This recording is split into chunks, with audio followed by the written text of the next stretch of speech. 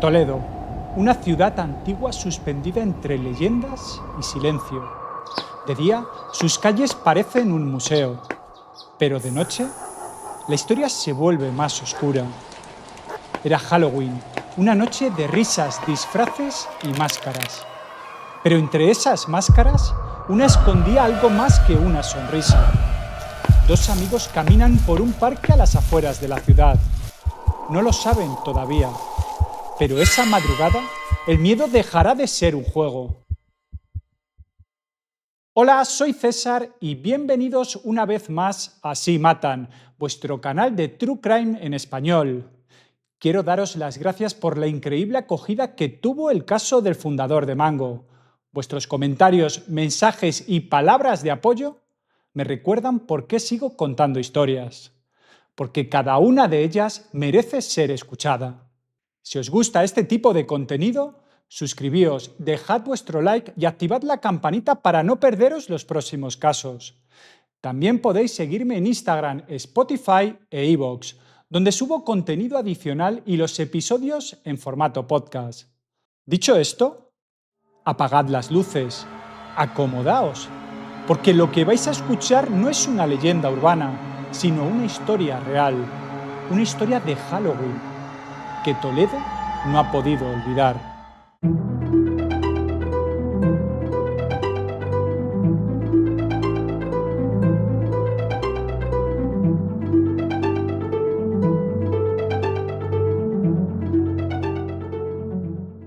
Lorenzo Pompilú Cazacu vivía con su familia en el barrio de Santa María de Benquerancia, más conocido simplemente como El Polígono, en la ciudad de Toledo.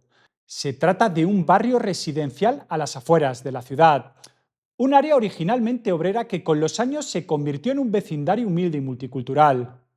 En sus calles conviven familias españolas de toda la vida con muchas otras venidas de distintos países en busca de un futuro mejor.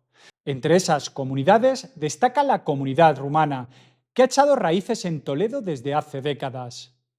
Los padres de Lorenzo formaban parte de esa comunidad.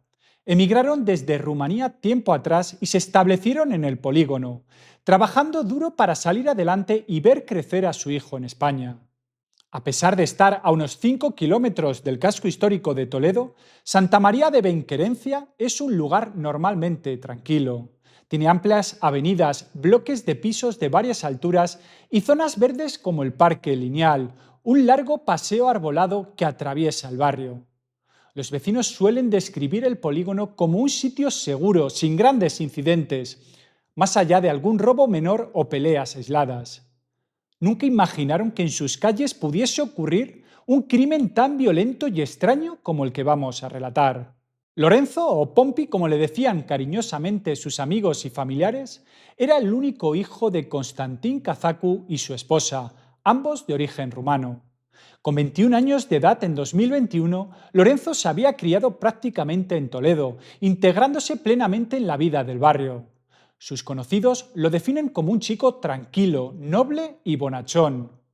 No era especialmente fiestero ni callejero.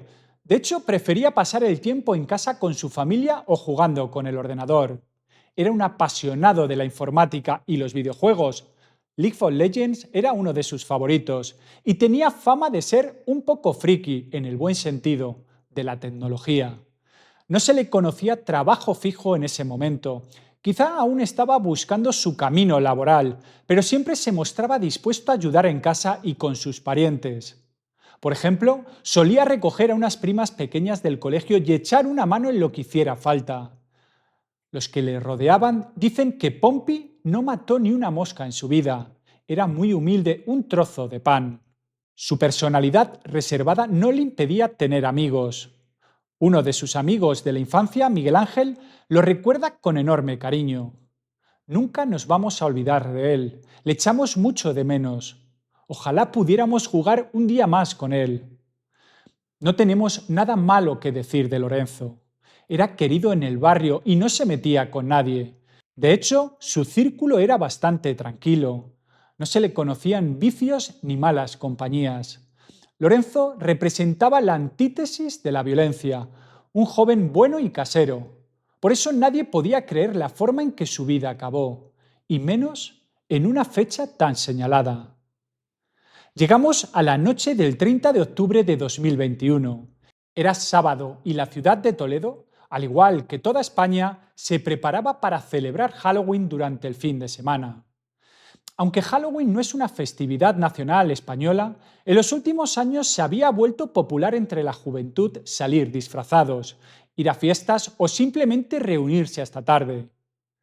Lorenzo no era especialmente amante de las fiestas nocturnas, pero esa noche decidió salir con sus amigos para celebrar Halloween en el barrio. Probablemente fue animado por su amigo Álvaro, un vecino de edad similar, y por otros chicos de la zona.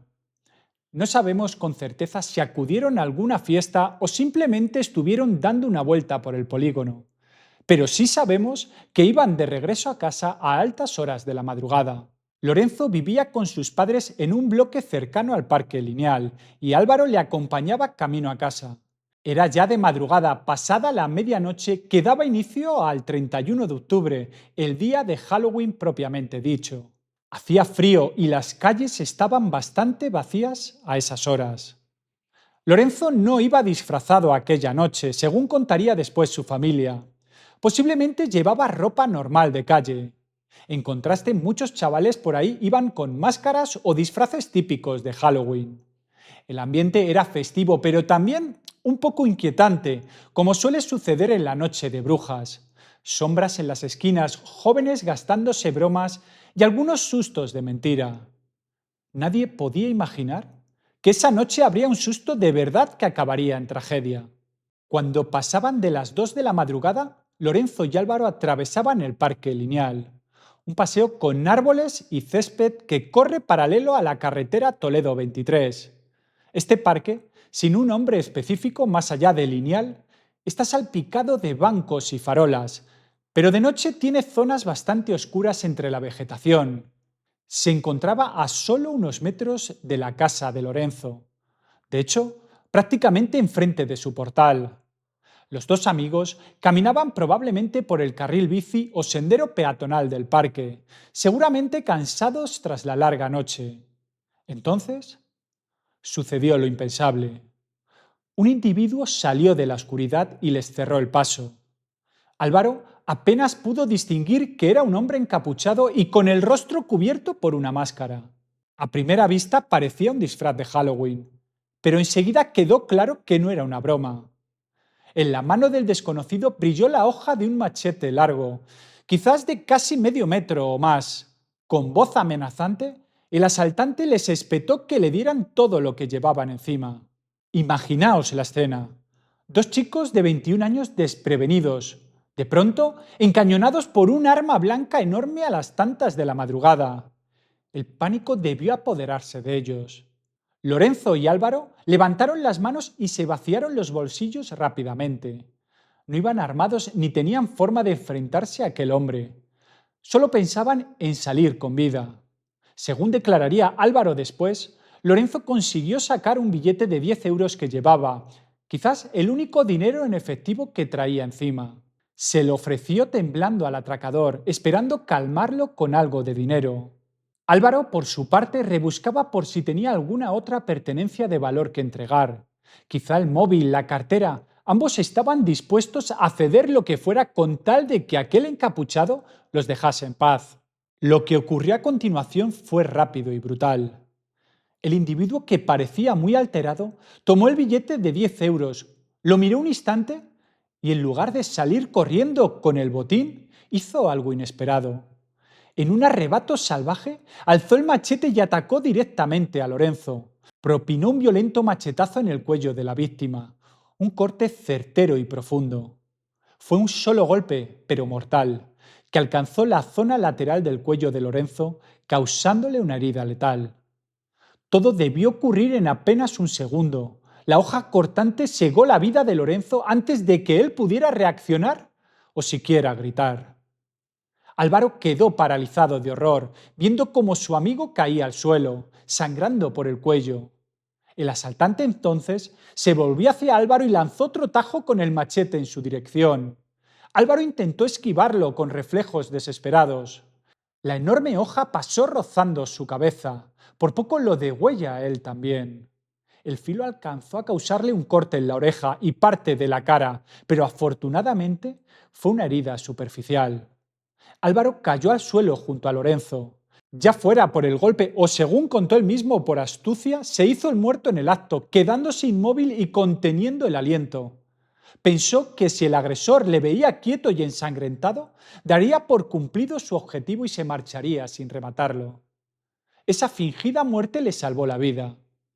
Al ver a ambos jóvenes en el suelo, el asesino pareció darse por satisfecho. No les registró ni tomó nada más. De hecho, en la confusión, el billete de 10 euros quedó tirado en el suelo, manchado de sangre y abandonado. Aquel ataque no había sido por dinero. Por lo visto, al tipo poco le importaba robar realmente. Tras los machetazos, el enmascarado salió corriendo entre los árboles y se internó en la oscuridad del parque. En cuestión de segundos, había desaparecido por donde vino, dejando atrás a una de sus víctimas agonizando y a la otra herida y aterrorizada. Cuando Álvaro se cercioró de que el agresor ya no estaba, se incorporó aturdido. Imaginen la escena. La fría madrugada toledana, un silencio solo roto por el sonido de las hojas y de pronto los alaridos desgarradores de un joven pidiendo ayuda. Álvaro, en estado de shock, comenzó a gritar y correr pidiendo socorro. No llevaba teléfono móvil o quizás lo perdió en el forcejeo. Así que la única opción que se le ocurrió fue correr hasta los edificios más cercanos. Empezó a pulsar todos los timbres y porteros automáticos que encontraba a su paso, uno tras otro desesperado, con las manos manchadas de la sangre de su amigo. Eran alrededor de las 2:30 de la madrugada. La mayoría de vecinos dormían, pero por fortuna alguien escuchó el escándalo. Varias luces se encendieron en las ventanas. Los vecinos que acudieron a asomarse se encontraron con una escena espantosa. Álvaro gritando, pidiendo una ambulancia, y en el suelo del parque, el cuerpo de Lorenzo tendido en un charco de sangre. Rápidamente se dio aviso a la Policía Nacional y a los servicios de emergencias médicas. Una ambulancia del 112 y patrullas policiales se dirigieron al lugar. Según contaría después el padre de Lorenzo, la policía tardó entre 10 y 15 minutos en llegar desde la llamada. Para Álvaro, cada minuto debió hacerse eterno, intentando tapar la herida de su amigo con sus manos o con alguna prenda, y clamando porque llegara la ayuda. Por desgracia, poco se podía hacer. El corte en el cuello resultó fatal. Los sanitarios que atendieron a Lorenzo solo pudieron certificar su fallecimiento en el mismo lugar de los hechos. Aquella madrugada del 31 de octubre de 2021, Lorenzo Pompilú, de 21 años, perdió la vida de manera violenta a escasos metros de la puerta de su casa, en presencia de su mejor amigo. Álvaro fue atendido de la lesión en la oreja, que resultó no ser grave. Tenía un corte sangrante pero superficial. Probablemente necesitaría unos puntos de sutura. Más allá de eso, estaba ileso físicamente, aunque en estado de shock emocional. La policía acordonó la zona del parque como escena del crimen. Empezaba entonces una larga noche de diligencias. Agentes buscando posibles pruebas con linternas, perros policía rastreando los alrededores, vecinos curiosos tratando de asomarse desde la distancia mientras la cinta policial rodeaba el parque. El cuerpo de Lorenzo fue cubierto y trasladado finalmente al Instituto de Medicina Legal para realizarle la autopsia. Comenzaba así la investigación de un crimen tan real como un guión de terror. Un joven muerto a manos de un desconocido disfrazado de Halloween. A medida que la policía empezó a entrevistar a testigos y a recopilar información, muy pronto surgió un dato inquietante. El asesino ya había aparecido antes esa misma noche. Aproximadamente 20 minutos antes del ataque a Lorenzo y Álvaro, otros jóvenes del barrio tuvieron un encuentro cercano con un individuo de similares características. Un grupo de chavales de Santa María de Benquerencia contó a la policía que hacia las 2 de la madrugada, cuando ellos andaban por la zona de los llamados pisos negros, un conjunto de bloques de fachada oscura en la calle Río Yedra, no muy lejos del parque, fueron abordados por un hombre armado y disfrazado. Según relataron, salía de entre los arbustos, observándolos en silencio, intentando intimidarlos, Llevaba una máscara blanca estilo Jason, el personaje de Viernes 13, y blandía un machete enorme de al menos 1 metro de longitud. Quizá una percepción exagerada por el miedo, pero en todo caso era un machete de gran tamaño. El sujeto los retó, alzando el arma como si quisiera provocar una pelea o atacarlos. Los chavales al principio se quedaron paralizados sin saber si era una broma de mal gusto por Halloween o un loco de verdad. Cuando el individuo se acercó más y agitó el machete, entendieron que el peligro era real. Uno de ellos agarró una silla plegable que llevaban. Quizá volvían de alguna reunión al aire libre para defenderse. Estaban muertos de miedo, pero eran varios contra uno, lo que tal vez hizo recular al agresor. Finalmente, ese machetazo no llegó a producirse. El enmascarado decidió no atacar al grupo y desapareció corriendo antes de que las cosas fueran a más. Aquellos jóvenes volvieron a casa asustados, pero a salvo. Creo que no nos atacó porque sabía que somos del barrio y que éramos muchos. Reflexionó luego Víctor, uno de esos chicos, sobre por qué el agresor se echó atrás en ese momento. Lo que ninguno de ellos imaginaba es que, minutos después, ese mismo individuo encontraría a dos víctimas más vulnerables, dos amigos solos, y llevaría a cabo sus amenazas de la peor forma. Al día siguiente del crimen, la policía citó a declarar a estos testigos tempranos. Sus versiones coincidían en lo esencial: un hombre joven de unos 1,75 a 1,80 metros de altura, complexión delgada, vestido con sudadera con capucha negra y pantalones oscuros. Algunos dijeron azul oscuro. Zapatillas deportivas tipo Adidas, enmascarado y armado con un machete. Un disfraz que evocaba claramente a Jason Borges, el célebre asesino ficticio de la saga Viernes 13, conocido por su máscara de hockey. También mencionaron que el comportamiento de este sujeto era errático y agresivo, como buscando pelea por diversión macabra. Con estos testimonios se dibujó la imagen de un posible asesino en serie en potencia. Alguien que la noche de Halloween salió a la calle disfrazado con la intención de aterrorizar y atacar a quien se cruzara en su camino. Su primera intentona con el grupo de amigos no acabó en sangre, pero la segunda vez sí cometió un asesinato. ¿Hubiera seguido atacando de no ser porque se dio a la fuga? La policía incluso llegó a temer que pudiese tratarse de un depredador peligroso suelto que, de no ser capturado, tal vez intentaría repetir sus crímenes en futuros Halloween. Por eso, desde el comienzo se tomaron el caso muy en serio, movilizando a unidades especiales de investigación. La imagen del asesino era digna de película de terror, pero aterradoramente real. Los medios de comunicación se hicieron eco rápidamente del caso en los días siguientes, bautizándole como el asesino de Halloween de Toledo. El detalle del disfraz de Jason acaparó titulares. Halloween sangriento en Toledo. Un hombre vestido de Jason mató a Lorenzo a machetazos para robar 10 euros, tituló un periódico nacional. La idea de un crimen tan brutal cometido por alguien enmascarado resonó entre la opinión pública, mezclando la incredulidad y el miedo. ¿Quién se escondía tras esa máscara? ¿Era un vecino del barrio? ¿Un forastero? ¿Un perturbado? Nadie lo sabía, y lo más aterrador, podía ser cualquiera, ya que la máscara impedía reconocer su rostro. Vamos a detenernos en la descripción de esa máscara, porque curiosamente ni siquiera en eso había unanimidad entre los testigos. Álvaro, el amigo que sobrevivió y lo vio de cerca, describió la careta del agresor como tipo calavera, es decir, algo que imitaba una calavera o una cara cadavérica. Alguien más la comparó con la máscara de Jason de Viernes 13, que es blanca con agujeros y algunas marcas rojas. En cuanto al color, hubo confusión. Unos dijeron que era blanca, otros que roja. ¿Cómo puede ser? Podría deberse a la iluminación tenue del parque o a los nervios del momento. Quizá la máscara era blanca pero reflejó luces rojizas de farolas, o tenía manchas rojas simulando sangre que la hacían verse roja. Nunca se ha aclarado públicamente ese detalle. Lo que sí quedó claro es que la máscara no fue encontrada en la escena. ¿El asesino huyó con ella puesta o la recogió al escapar, sin dejarla atrás? Esto sugiere cierta frialdad y planificación. Sabía que no debía dejar ese objeto que podría identificarlo. El machete, por su parte, era un arma llamativa por su tamaño. Todos los testigos coincidieron en que tenía una hoja muy larga, entre medio metro y 1 metro según la impresión de cada uno. Posiblemente era un machete de tipo ornamental o deportivo, no simplemente un cuchillo de cocina. No es un objeto común que alguien lleve por la calle, así que desde un inicio la policía supuso que debía provenir de alguna tienda especializada, armas blancas, militaria o tal vez comprada por internet.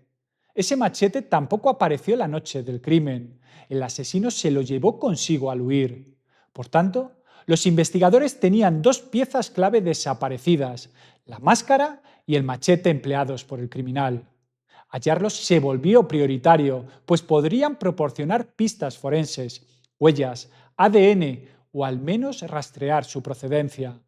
En los días inmediatamente posteriores al asesinato, el barrio del Polígono estaba sumido en el miedo y la histeria. Un rumor corrió de boca en boca. El asesino salió de los pisos negros. Los llamados pisos negros son un conjunto de 148 viviendas públicas de la Junta de Comunidades de Castilla-La Mancha, que se han ganado esa denominación popular por el color oscuro de sus fachadas. Algunos vecinos apuntaban a que el culpable podía ser alguien de esos bloques que hubiese salido armado a causar terror. De hecho, la tarde del mismo 31 de octubre de 2021, pocas horas después del crimen, varios residentes vieron un inusual despliegue policial en torno a los pisos negros. Había dos furgones de la policía y agentes con escopeta, relataron. Todo indicaba que la policía estaba realizando alguna intervención o registro en aquel lugar. Esto avivó las sospechas. ¿Acaso la policía tenía ya un sospechoso desde el primer día? ¿Encontraron al asesino refugiándose en aquellos pisos? Sin embargo, tras ese operativo no trascendió ninguna detención oficial. Probablemente los agentes realizaron identificaciones o registros preventivos, pero no lograron localizar al culpable en ese momento. Era como si el asesino se hubiera esfumado en el aire. Es como si lo hubiera abducido un extraterrestre. Llegó a comentar desesperado algún allegado al ver que no había rastro de él. La expresión refleja bien la incredulidad general. ¿Cómo puede alguien desaparecer tan completamente después de hacer algo así? Otra línea de cotilleo que surgió, aunque luego no se confirmó, tenía que ver con el acento del atacante. Se dijo que cuando habló para exigirles el dinero, el enmascarado tenía un marcado acento sudamericano. Esa impresión se difundió en el entorno de Álvaro, el amigo superviviente que llegó a oír la voz del agresor de cerca. Este detalle encendió más especulaciones. Algunos vecinos empezaron a señalar con desconfianza a cualquier desconocido sudamericano del barrio. Era un puro rumor no verificado, pero muestra el estado de paranoia al que se llegó en la comunidad. Todos buscaban un rostro o un colectivo al que culpar, porque el verdadero culpable seguía sin identificarse. Entretanto, los investigadores policiales mantenían mucho hermetismo. Oficialmente no filtraban información precisa, lo cual es comprensible en un caso así. Solo confirmaron los datos básicos, que Lorenzo había sido asesinado de un machetazo en el cuello la madrugada del 31, que se buscaba un hombre enmascarado como autor y que la investigación continuaba. No podemos dar más detalles. Cualquier pista que obtengamos es crucial y debe manejarse con discreción, venían a decir a la prensa. El caso estaba declarado secreto de sumario, lo que significa que ni la familia conocía los pormenores de las pesquisas.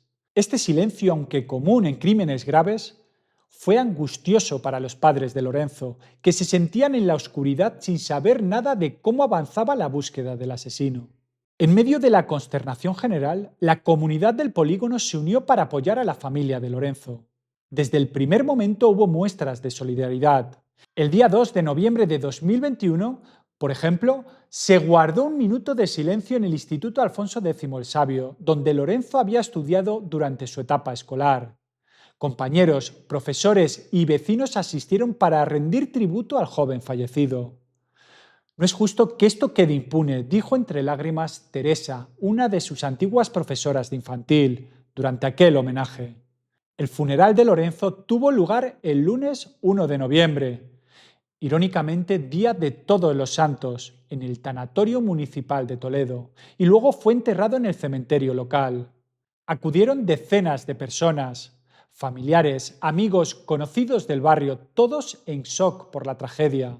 Un vecino que coincidió con el entierro describió: había muchísima gente, la familia estaba destrozada y el barrio muerto de miedo. Nadie se cree lo que ha pasado. En los días posteriores, el lugar exacto del crimen se convirtió en un improvisado altar lleno de cirios, flores y mensajes. Justo en la esquina del parque donde Lorenzo cayó, los vecinos depositaron ramos y velas encendidas. También en el portal de su edificio pegaron fotografías de Lorenzo con dedicatorias y allí igualmente se acumularon flores. El dolor era palpable en la zona, pero también la exigencia de justicia. En muchos de esos arreglos florales se leía la frase «No te olvidamos». El apodo Pompi aparecía rodeado de corazones dibujados. La comunidad rumana del barrio a la cual pertenecía la familia estuvo muy presente en estos homenajes. Para ellos, Lorenzo era uno de los suyos y su asesinato fue un duro golpe. Sin embargo, hay que destacar que todo el barrio, independientemente del origen de cada cual, se unió como una sola voz pidiendo el esclarecimiento del crimen. No era solo un asunto de la comunidad rumana. Toledo entero se vio afectado por la crueldad de lo sucedido. Una semana después, con el asesinato aún sin identificar, el clima en Santa María de Benquerencia era de nerviosismo continuo. Padres que no dejaban salir solos a sus hijos por la noche, jóvenes con miedo de transitar por el parque y, por supuesto, la familia de Lorenzo hundida en el dolor. Sus padres, Constantín y su esposa, permanecían en silencio público, concentrados en sobrellevar la pérdida de su único hijo. Pero internamente hervían de preguntas. ¿Por qué a nuestro hijo? ¿Por qué de una forma tan brutal? ¿Quién fue y dónde está ahora ese monstruo? Volvamos a la investigación policial. Tras el crimen, la Policía Nacional desplazó a sus mejores unidades de investigación.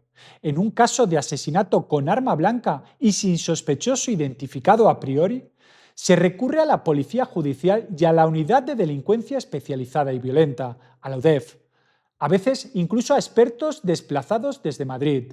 De hecho, pocos días después se decidió que la UDEF Central, con sede en Madrid, asumiría la investigación en coordinación con la Comisaría de Toledo.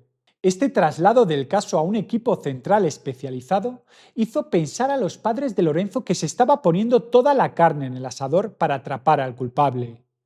La UDEF de Madrid se caracteriza por su experiencia en crímenes complejos y trabaja con mucho sigilo. Tanto es así que, según supimos después, los agentes de Madrid se desplazaban periódicamente a Toledo para hacer diligencias, manteniendo al margen incluso a la policía local de la ciudad en algunos aspectos. Era un caso delicado y no querían filtraciones ni errores. En el lugar de los hechos, los peritos de la policía científica recogieron todas las posibles evidencias. Lamentablemente, el escenario era básicamente un espacio abierto, un parque público. Esto significa que había pocas evidencias materiales a recabar aparte del cuerpo de la víctima y su sangre. No se hallaron huellas dactilares útiles del agresor. Posiblemente llevaba guantes o no tocó directamente ninguna superficie. No se encontró el arma homicida ni la máscara, como mencionamos. Sin embargo, había algo: el billete de 10 euros ensangrentado que Lorenzo entregó. Los agentes lo recogieron con sumo cuidado, usando guantes y herramientas de evidencias, y lo guardaron en una bolsa hermética. Importaba preservarlo de la intemperie. Posiblemente empezó a lloviznar esa noche, de ahí que corrieran a ponerlo a salvo de la lluvia y evitar cualquier contaminación. Ese billete era la única cosa que había estado en contacto tanto con Lorenzo como con el atacante. Si el agresor lo tocó con la mano descubierta, podría contener huellas dactilares o restos de sudor. Incluso si llevaba guante, podía haber quedado ADN, por ejemplo, células epiteliales del roce. El billete se envió al laboratorio para análisis forense. También se recogió la ropa de Lorenzo y la que llevaba Álvaro aquella noche. En sus prendas podría haber fibras, piel, sangre o cualquier rastro del agresor. Imaginemos que al forcejear se rasgó algo del atacante o que su sudor impregnó la ropa de las víctimas. Los científicos forenses examinaron minuciosamente estas evidencias. Sin embargo, nada concluyente se informó al respecto. O bien no hallaron material identificativo del atacante, o los resultados de ADN no coincidieron con ninguna persona de las bases de datos policiales. Es posible que al agresor nunca se le tomaran muestras de ADN antes, por no tener antecedentes, así que, aunque encontrasen un perfil genético desconocido en el billete o la ropa, no podrían asignarlo a un nombre sin un sospechoso al cual comparar. Sabiendo que el asesino se había llevado consigo el machete y la máscara, la policía puso en marcha otras estrategias. Un paso inicial lógico fue rastrear las tiendas de la zona que vendieran artículos así. En Toledo ciudad, ¿dónde se puede conseguir un machete de grandes dimensiones o una máscara de Halloween peculiar? Los agentes visitaron cuchillerías, armerías y bazares locales preguntando si recientemente alguien había comprado un machete tipo jungla o similar. También indagaron en las tiendas de disfraces y de chinos para ver si alguna vendía una máscara de hockey de Jason u otra de calavera en fechas cercanas a Halloween. Sorprendentemente, de esas averiguaciones salió un dato. Ninguna tienda de Toledo reconocía haber vendido una máscara igual a la descrita. Esto sugería que tal vez el disfraz no se había adquirido en la ciudad. Quizás el asesino ya la poseía de antes o la consiguió fuera, incluso por internet. La policía entonces amplió el radio. Empresas de paquetería y envíos fueron consultadas, buscando registros de entrega de machetes o máscaras a Toledo en las semanas previas. Hoy en día muchas cosas se compran online, así que investigaron si alguien en la zona había pedido por Amazon, eBay u otra plataforma un machete o una máscara de esas características. Revisaron bases de datos, pero de nuevo sin éxito aparente. Es posible que si el sospechoso era precavido, comprase los objetos con bastante antelación o en persona fuera de Toledo para no dejar rastro fácil. Paralelamente, se hicieron inspecciones en los contenedores de basura de los alrededores y en solares cercanos, por si el delincuente hubiera tirado la máscara o escondido el arma tras huir. Tampoco se encontró nada en aquellos primeros días. El machete y la máscara parecían haberse desvanecido junto con el asesino. No obstante, un hallazgo importante llegaría un par de semanas después, aunque en un lugar inesperado. El día 12 de noviembre de 2021, trabajadores de limpieza del ayuntamiento encontraron algo extraño al limpiar los aseos públicos del Parque de la Vega, en el centro de Toledo. Dentro de aquellos baños, escondido detrás de unas tuberías, había un machete. Al parecer, los operarios vieron salir apresuradamente de esos aseos a una pareja de jóvenes y al entrar descubrieron el arma oculta allí, como si alguien la hubiera dejado a propósito. De inmediato avisaron a la policía. Este Parque de la Vega está a varios kilómetros del polígono. Se ubica cerca del casco urbano histórico. ¿Sería el machete del asesino? La descripción del machete hallado encajaba bastante con la del arma usada contra Lorenzo, al menos según el testigo principal, Álvaro. Sin embargo, difería de lo que recordaban otros testigos de la máscara. ¿Qué quiere decir esto?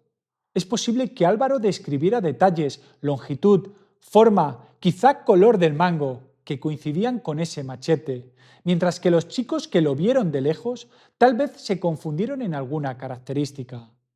Recordemos que la percepción puede variar bajo estrés. Sea como fuere, la policía tomó muy en serio ese hallazgo. Procedieron a analizar el machete de la Vega, buscar huellas, restos de sangre, etc. Si fuera el arma homicida, debería tener trazas de sangre de Lorenzo en la hoja, a menos que el asesino la hubiera limpiado concienzudamente. No tenemos información pública de los resultados forenses, pero el hecho de que la policía posteriormente lo relacionara con el caso sugiere que sí se consideró posiblemente el arma del crimen. Quizá encontraron restos compatibles con la herida de Lorenzo, por ejemplo, sangre del mismo grupo sanguíneo o tejido. En cualquier caso, la investigación integró este hallazgo e hizo algo inteligente: comparar datos de telefonía móvil.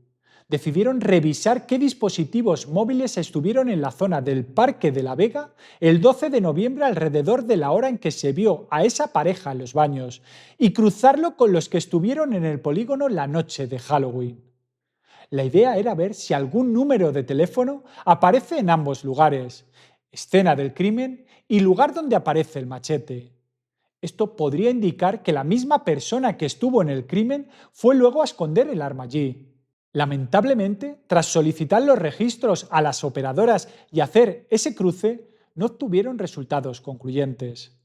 No se encontró un patrón claro de un mismo teléfono presente en ambos momentos. Cabe la posibilidad de que el asesino no llevara ningún móvil encima para no ser rastreado, o que lo apagara durante horas críticas. O tal vez la pareja que dejó el machete no tenía nada que ver con el crimen, aunque sería demasiada casualidad que coincidiera el tipo de arma. En suma, el machete de la Vega fue una pista intrigante, pero al menos de cara al público no llevó una identificación inmediata del culpable. Sencillamente se quedó como un posible indicio más en la carpeta del caso. Al mencionado cruce de datos telefónicos del machete, se sumó un esfuerzo mayor: la triangulación de móviles en la noche del crimen. ¿Qué es esto? Básicamente, las compañías telefónicas pueden indicarnos qué teléfonos móviles se conectaron a qué antenas de telefonía en un intervalo de tiempo concreto. Toledo, al no ser una ciudad enorme, no tiene tantísimas antenas como una urbe, por lo que la precisión no es extrema. De hecho, en la ciudad de Toledo, un mismo repetidor da servicio a una zona bastante amplia.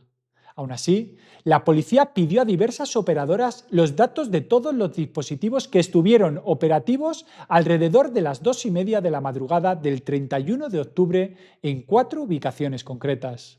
El lugar exacto del crimen, el Parque Lineal, para saber qué móviles estaban en la escena en ese momento. Además de los de Lorenzo y Álvaro, cualquier otro podría ser sospechoso si no corresponde a alguien conocido. Una calle cercana donde un testigo vio a alguien salir de un arbusto y meterse en un coche. Esto fue otra pista. Al parecer, alguien vio minutos después del asesinato a un individuo huir entre la vegetación y subir a un coche estacionado a unas calles del parque. Si fue el asesino escapando en un vehículo, quizás su móvil se conectó a la antena de por allí en ese momento. Tercero, el entorno de los pisos negros cerca del parque. Para abarcar la primera situación de amenaza a los otros chicos a las 2 de la madrugada. Allí también querrían ver qué dispositivos había, buscando alguno en común con los del punto 1. Y cuarto, en el Parque de la Vega, la noche del 12 de noviembre. Esto ya lo explicamos, se añadió tras hallar el machete, para ver si coincide algún terminal con la noche del crimen. Con estas 4 mediciones, los investigadores esperaban reducir la lista a algún teléfono presente en todo o la mayoría de lugares de interés. Este tipo de análisis ha sido clave para resolver otros casos. Por ejemplo, un caso en Igualada, una agresión ocurrida justo la misma noche de Halloween de 2021 en Cataluña, que se resolvió gracias a que el móvil del culpable delató su posición. Sin embargo, en el caso de Lorenzo la tarea resultó muy compleja.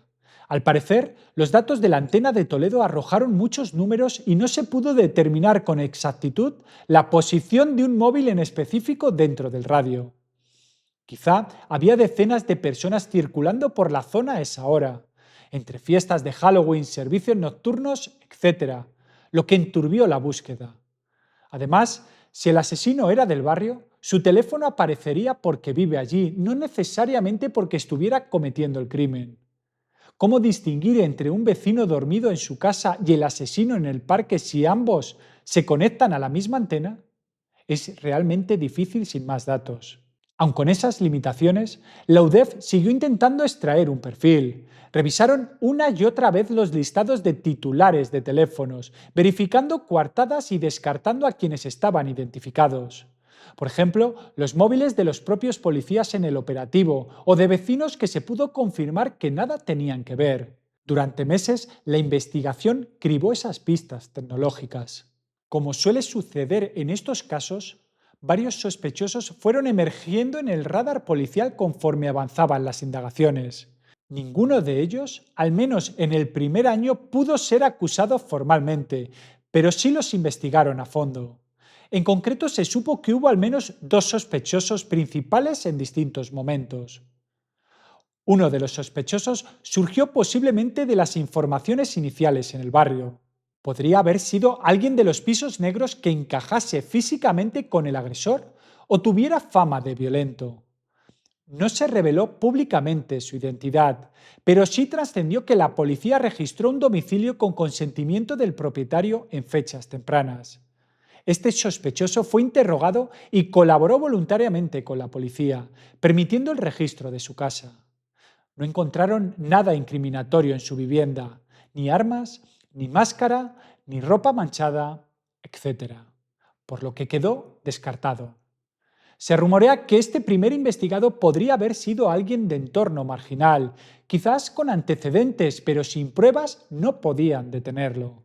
El segundo sospechoso acabó convirtiéndose en la mayor esperanza de resolver el caso, y también en una decepción al no poderse probar nada. Hablamos de un joven del mismo barrio, cuya descripción y circunstancias levantaron muchas alertas. Este joven, cuyo nombre no se ha revelado dado que era menor de edad en el momento de los hechos, vivía muy cerca de la zona del crimen. De hecho, su domicilio estaba en la misma dirección hacia la que un testigo vio huir al autor aquella noche. Es decir, alguien vio correr al asesino en cierto rumbo y la casa de este chico quedaba precisamente en esa dirección. Además, los datos de telefonía situaban el teléfono de este sospechoso en la zona del parque a la hora del asesinato. Pero hay más. Según averiguaron los investigadores, su propia familia comentó que este chico tenía afición por las armas blancas. Al parecer, era conocido por coleccionar cuchillos o mostrar un comportamiento un tanto perturbador en ese sentido. De hecho, informes psicológicos señalaban que padecía problemas mentales, con rasgos de trastorno de personalidad esquizotípico o dificultades de control de impulsos. Dicho en otras palabras, era un joven con desequilibrios que encajaría en el perfil de alguien capaz de cometer una locura violenta como la ocurrida. Todos estos indicios lo pusieron bajo la lupa policial. Los agentes llevaron a cabo un registro exhaustivo en la casa de este sospechoso, con autorización de sus padres. Recordemos, al ser menor, necesitaban este permiso o una orden judicial. Buscaron el machete, la máscara, ropa oscura, cualquier evidencia. No encontraron nada concluyente. No apareció ni rastro de máscara ni machete, tampoco prendas con sangre ni otros objetos incriminatorios. Posiblemente para esa época, casi un año después del crimen, cualquier evidencia directa ya habría sido eliminada si es que él era el culpable. La investigación incluso analizó los movimientos bancarios de este chico y de su madre, intentando ver si habían comprado recientemente artículos que pudieran ser la máscara o el machete. Por ejemplo, un cargo en tarjeta a alguna tienda de disfraces o ferretería. No hallaron compras sospechosas en sus cuentas. A pesar de todas las sospechas fundadas, no se pudo reunir una prueba sólida contra él. En España, para acusar formalmente a alguien necesitas algo más que indicios. Se requiere evidencia forense, testigos fiables o confesión. Este joven negó su implicación y sin pruebas materiales no había manera de retenerlo. Por tanto, quedó también en libertad sin cargos, al menos de momento. La situación era frustrante. Tenían un perfil que encajaba casi perfectamente, pero ni una prueba a la que agarrarse para dudar de él, como señalaron los medios en junio de 2023.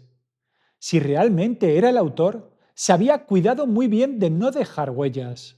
Haciendo un balance de lo investigado durante el primer año tras el crimen, vemos que la policía se volcó en el caso. Rastreó tiendas y envíos, analizó cámaras de seguridad. Instalaron incluso cámaras ocultas durante meses en el barrio por si el asesino regresaba al lugar. Interrogó a decenas de personas, montó operativos especiales en siguientes fechas de Halloween, por si el agresor intentaba repetir su patrón el año siguiente. Se intentó todo lo concebible y aún así, a finales de 2022 la realidad era desalentadora. No se había identificado públicamente al culpable ni se habían reunido pruebas suficientes para una detención. El asesino de la máscara había dejado cero huellas. Ni ADN concluyente, ni huellas dactilares, ni imágenes claras. Recordemos que llevaba máscara y capucha, y al ser de madrugada, las cámaras urbanas no captaron nada útil. Los testimonios eran útiles para el relato, pero contradictorios en detalles, como el color de la máscara, y ninguno podía señalar a una persona en concreta, pues nadie vio su cara. En pocas palabras, el caso estaba frío. Las autoridades se encontraron en un punto muerto. Y el sistema judicial tiene sus tiempos. No se puede investigar un delito indefinidamente sin resultados. Un año después del asesinato, al no presentarse ningún sospechoso formal ante el juez, se decidió archivar temporalmente la causa. Esto ocurrió hacia octubre de 2022, exactamente al cumplirse un año del crimen, según se supo después. El sobreseimiento provisional implica que el caso queda inactivo judicialmente, a la espera de que aparezcan nuevas pruebas o indicios para reabrirlo. Es como decir, por ahora no tenemos a quién juzgar, pausamos el procedimiento. Para la familia de Lorenzo, esa noticia fue devastadora. Sentían que además de dolor por la pérdida de su hijo, se añadía la impotencia de la falta de justicia. ¿Cómo que archivan el caso? El asesino sigue libre, reclamaban. Su abogado interpuso recursos para intentar que se reabrieran las diligencias, alegando que había pistas pendientes de agotar.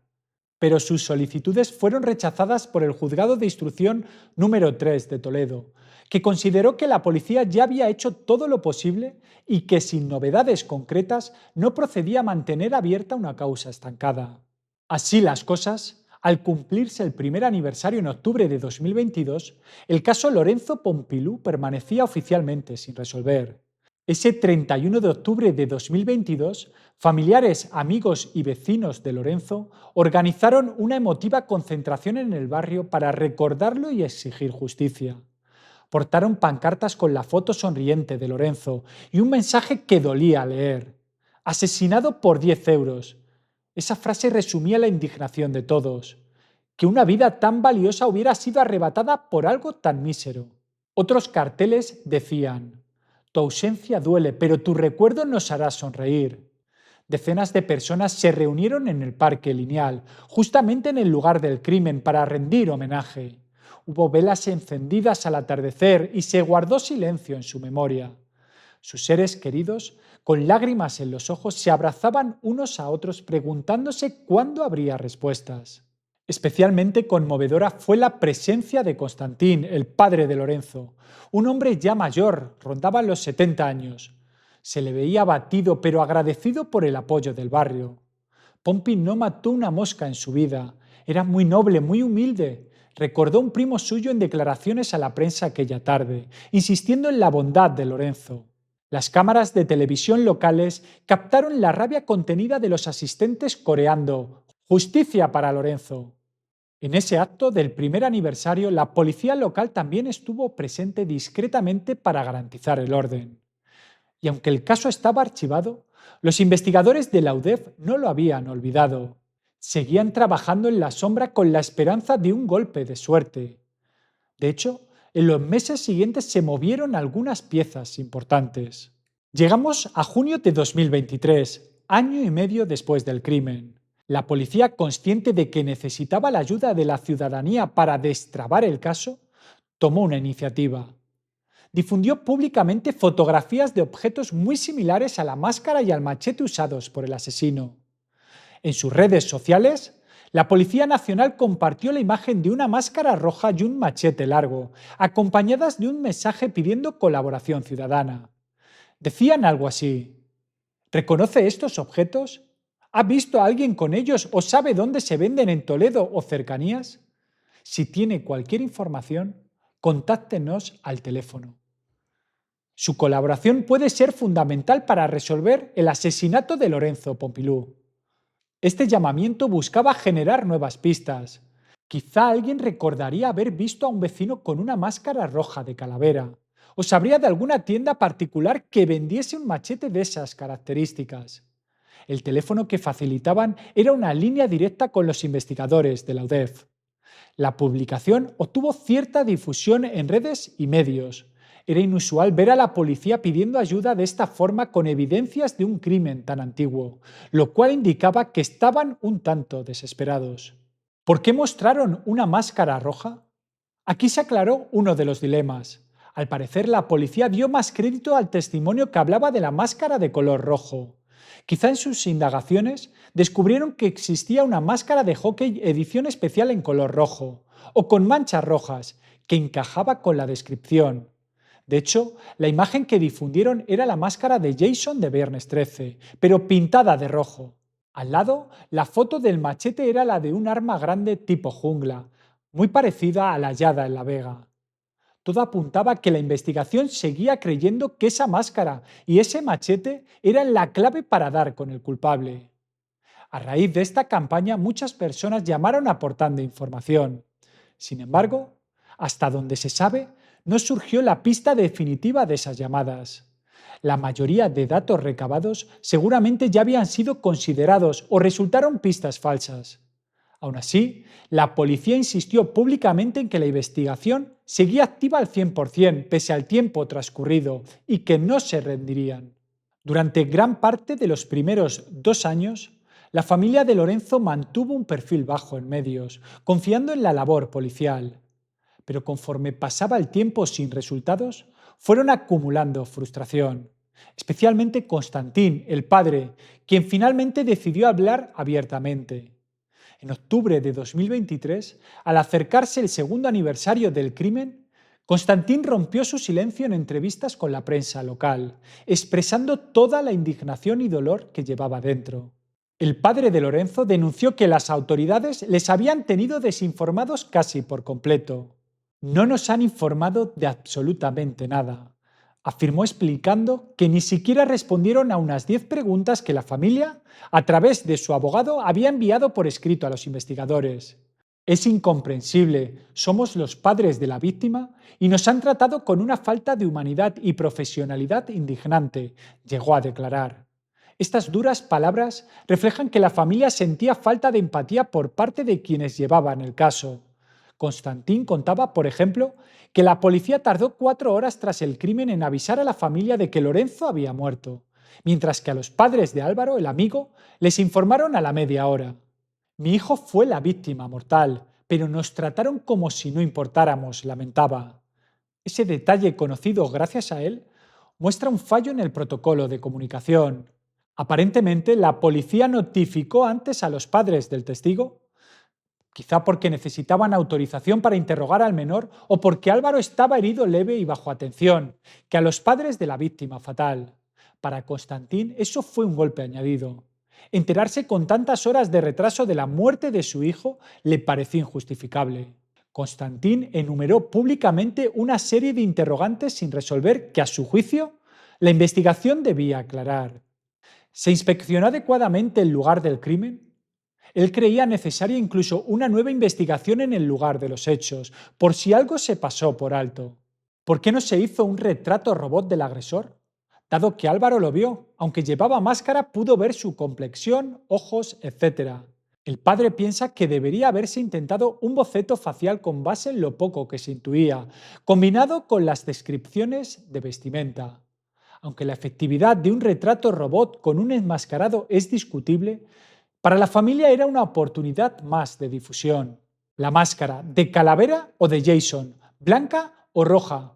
Esta disparidad en los testimonios tenía inquieto a Constantín. Él recalcaba cómo cada testigo decía una cosa distinta sobre la careta.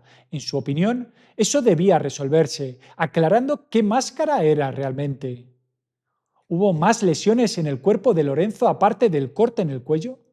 Quería saber si la autopsia reveló signos de forcejeo, golpes u otras heridas, lo que podría indicar si Lorenzo intentó defenderse o fue sorprendido totalmente. ¿Se determinó el grupo sanguíneo u otros rastros biológicos del asesino? Aquí sugería que si en la escena quedó sangre o algún fluido no correspondiente a Lorenzo o Álvaro, se podría obtener información genética o de grupo sanguíneo del atacante. No se ha mencionado que el asesino sangrara, pero la familia tenía la esperanza de cualquier pista física. Interrogar de nuevo a los sospechosos y testigos, pero ante un juez. La familia, vía su abogado, solicitó formalmente que se reabriera el caso para poder tomar declaración judicial a los sospechosos y testigos una vez más. Consideraban que en sede policial quizá no se profundizó lo suficiente y que un juez podría repreguntar mejor. Esta petición fue denegada, aumentando su frustración. Analizar huellas, sudor y aliento en el billete de 10 euros y en la ropa de Lorenzo y Álvaro. Constantín insistió mucho en esa línea forense. Quería asegurarse de que se hayan hecho todos los análisis posibles en esas evidencias y, si no, que se hicieran. Creía firmemente que en el billete y la ropa pueden estar las huellas genéticas del asesino. Es entendible su insistencia. Esas eran las únicas cosas que físicamente conectaron víctima y victimario. La herida de Álvaro, machete o rama. Este punto es especialmente delicado. Constantín declaró que es mentira que Álvaro fuera atacado en la cara por el asesino con el machete. Según él, Álvaro solo tenía un corte superficial en la oreja, causado por una rama de árbol al salir corriendo, nada más. Esta afirmación contradecía lo que se supo inicialmente, que el agresor hirió a Álvaro con el machete. ¿Por qué dice eso el padre? ¿Puede ser que Álvaro, al hablar con la familia, le restara importancia a su herida explicándoles que se cortó con una rama? ¿O podría insinuar que la versión del atacante Álvaro estuvo inflada en la prensa? En cualquier caso, la familia sintió que nunca se ha contado la verdad completa sobre lo que sucedió esa noche. Quizás sospechan de contradicciones en el testimonio de Álvaro o simplemente están molestos de cómo los medios manejaron la información. Constantín sospecha que quedaron líneas de investigación sin agotar o incluso pruebas ignoradas deliberadamente. Esto suena casi a teoría conspirativa o acusación de negligencia grave. Por ejemplo, mencionó que le inquietaba la falta de análisis exhaustivo de los teléfonos móviles. Según él, no se investigaron ni las señales de posicionamiento de los dispositivos ni los datos de los repetidores, cuando en realidad sabemos que sí se hizo algo de eso. Quizás la policía no le informó o quizás no lo hicieron con la profundidad que la familia cree posible. La familia incluso tiene sus propias hipótesis sobre quién podría ser el culpable. Constantín insinuó que manejan sospechas claras sobre posibles responsables, pero que no pueden hacerlas públicas por la gravedad de acusar sin pruebas. Esto es revelador. Sugiere que ellos, atando cabos, tal vez también piensan en el mismo joven sospechoso que investigó la policía, u otros del barrio. Pero obviamente, sin evidencias contundentes, acusar abiertamente podría ser difamatorio. Por ello guardan esas sospechas en privado, aunque el padre casi pidió que si los familiares de quien podrían estar involucrados saben algo, que por favor hablen. Un ruego que hizo en su entrevista. Intenten ponerse en nuestra piel y piensen cómo se sentirían si esto les hubiera pasado a ustedes.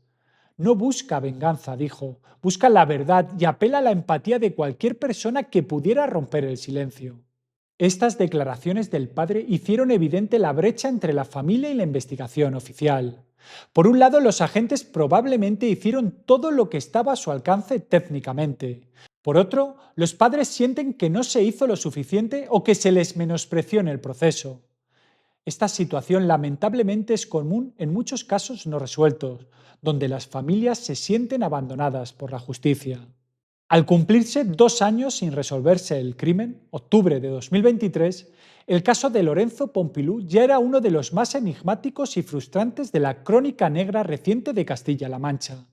El 31 de octubre de 2023, exactamente 2 años después del asesinato, se organizó otro acto conmemorativo en el Parque Lineal del Polígono. Constantín agradeció a todos por estar allí. Ver que su hijo no caía en el olvido le daba fuerzas.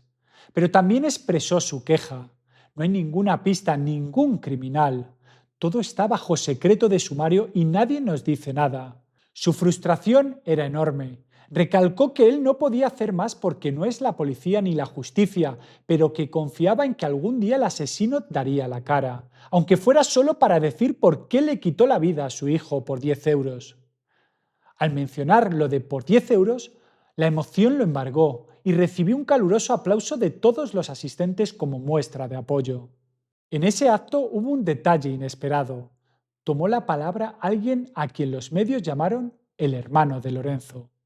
Esto generó cierta confusión, ya que Lorenzo era hijo único. Probablemente se referían a algún primo muy cercano o a un amigo íntimo al que consideraban como un hermano.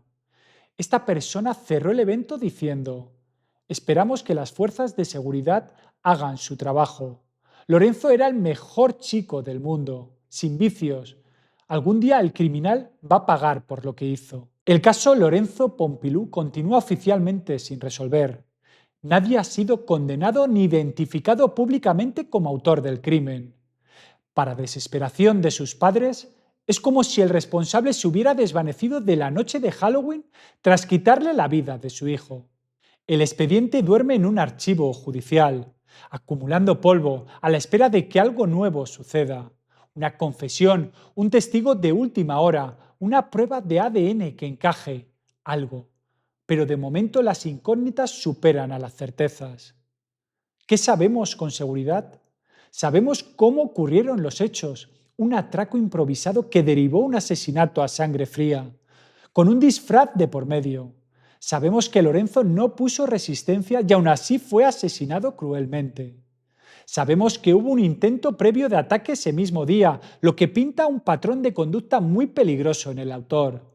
Y sabemos que pese al amplio despliegue policial, no se hallaron pruebas concluyentes para atraparle. El autor material de este homicidio sigue hasta donde alcanza el conocimiento público, libre en la calle. ¿Sigue viviendo en Toledo, quizás cerca de aquellos mismos lugares? ¿O se marchó lejos tras Halloween de 2021? ¿Se jacta en secreto de su crimen o vive con paranoia esperando ser descubierto? Son preguntas inquietantes. La idea de que un individuo capaz de matar por nada continúe impune es aterradora para cualquier sociedad. Para la familia de Lorenzo, estos años han sido un calvario de dolor e incertidumbre.